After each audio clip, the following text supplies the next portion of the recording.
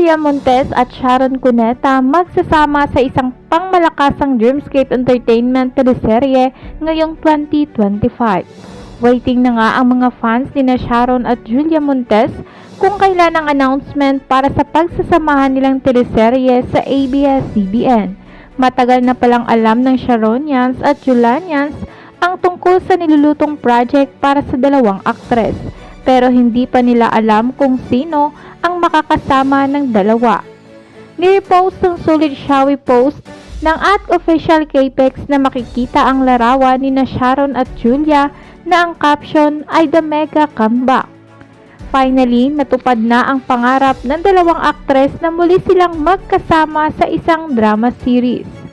Kung matatandaan, nauna nila itong nabanggit last year nang maging guest si Sharon sa Magandang Buhay kasabay ng kanyang kaarawan at isa pa nga si Julia sa naging surprise guest para kay Sharon. Itinuring na isa sa anak ni Sharon si Julia nang makasama sila sa FPJ ang Probinsyano kung saan gumanap silang mag-ina.